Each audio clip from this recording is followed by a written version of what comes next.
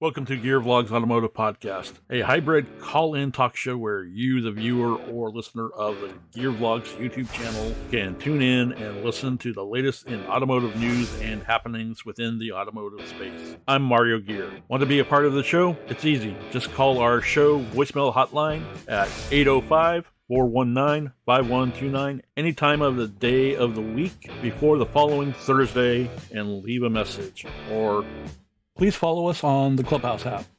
Become a member of the gearvlogz Gearheads Club on Clubhouse and raise your hand to come on stage and be a part of the community when we go live, most nights starting at 7 p.m. Eastern, 4 p.m. Pacific. So sit back, relax, and crack open the cold one. New vehicles must average 40 miles per gallon by 2026, up from 28 miles per gallon. New vehicles sold in the U.S. will have an average at least 40 miles per gallon of gasoline in 2026, up from the about 28 miles per gallon under the new federal rule unveiled Friday that undo a rollback of standards enacted under President Donald Trump. The National Highway Traffic Safety Administration said its new fuel economy requirements are the strongest to date and the maximum the industry can achieve over the time period. They will reduce gasoline consumption by more than 220 billion gallons over the life of the vehicles compared with the Trump standards. They're expected to decrease carbon dioxide emissions, but not as much as some environmentalists want, and raise new vehicle prices in an industry already pressed by inflation and supply chain issues. For current model year standards enacted under the Trump required the fleet of new vehicles to get just under 28 miles per gallon in real world driving. The new requirements increase gas mileage by 8% per year for model years 2024 and 2025 and 10% in the 2026 model year. Transportation Secretary Pete Buttigieg, whose department includes NHTSA, said the rules also will help strengthen national security by making the country less dependent on foreign oil and less vulnerable to volatile gas prices. Gasoline nationwide has spiked to an average of more than $4.22 per gallon, with much of the increase coming since Russia, a major oil producer, invaded Ukraine in late February. It's cost $2.88 per gallon just a year ago, according to AAA. Gas prices have also helped to fuel inflation to a 40-year high, eating up household budgets and hitting President Joe Biden's approval rating. Transportation is the second largest cost for American families, only behind housing. Buttigieg said the new standards, he said, will help keep the U.S. more secure and preserve the freedom of our country to chart its future without being subject to other countries and to the decisions that are being made in the boardrooms of energy companies. But auto dealers are more stringent requirements drive up prices and push people out of an already expensive new car market. NHTSA projects that the new rule will raise the price of a new vehicle in the 2029 model year by $1,087.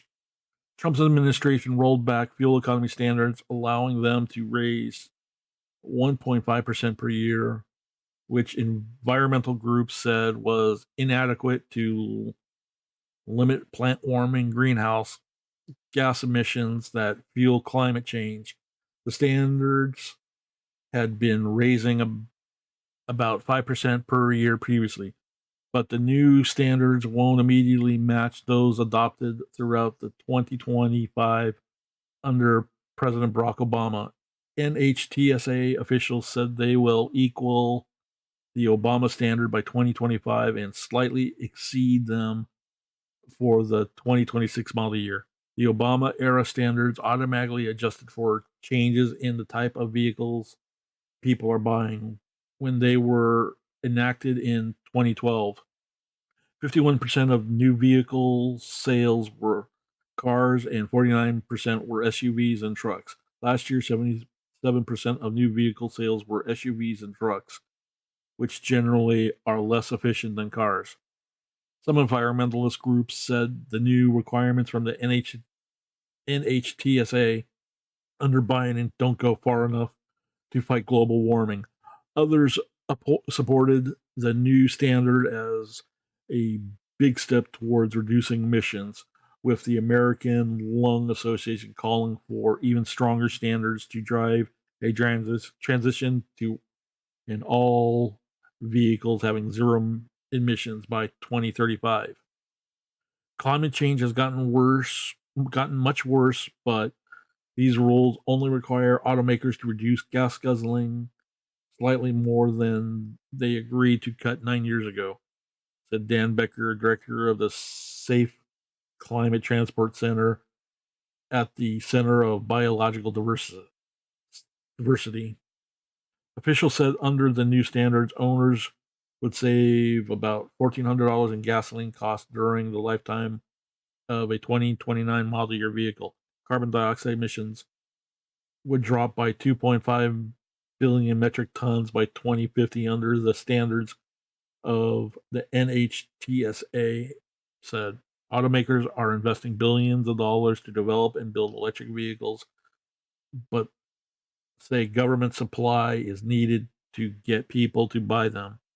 The companies want government tax credits to reduce prices, as well as more money for EV charging stations to ease anxiety over running out of juice.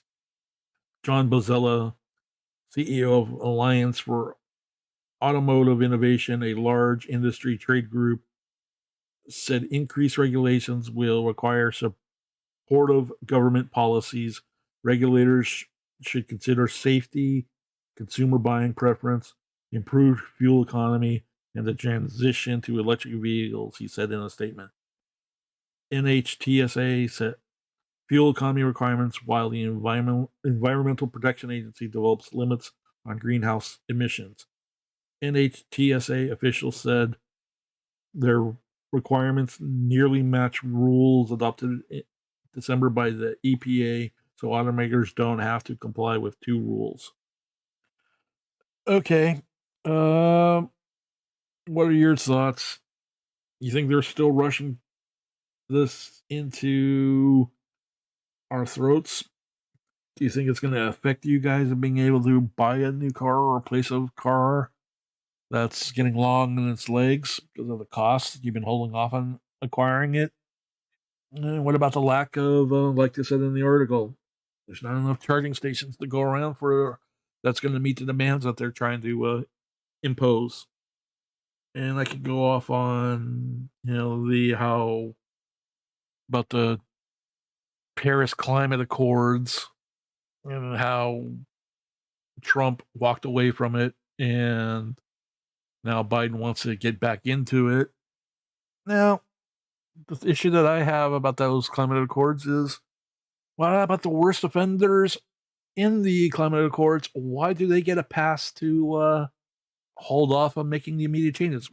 We've already demonstrated that we've already been addressing the issue, reducing our gases from what it was, and yet you have China and India and Russia, biggest polluters. Why do they get a pass or delayed pass?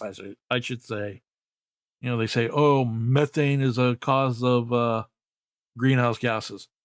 Then why aren't you addressing India, who has the largest population of cows in their country, creating methane? So let's see. How about that? Let's enact a cow population reduction in India. Transport them out, the cows to other countries that could probably benefit from the cows and the milk production and beef production, since we all know that, I'm sorry to say, cows are sacred to them in India. that are started importing Beano to India for the cows to put in their feed, so they'll flatulate themselves to extinction. But sorry for my rant. Comment down below what you guys think.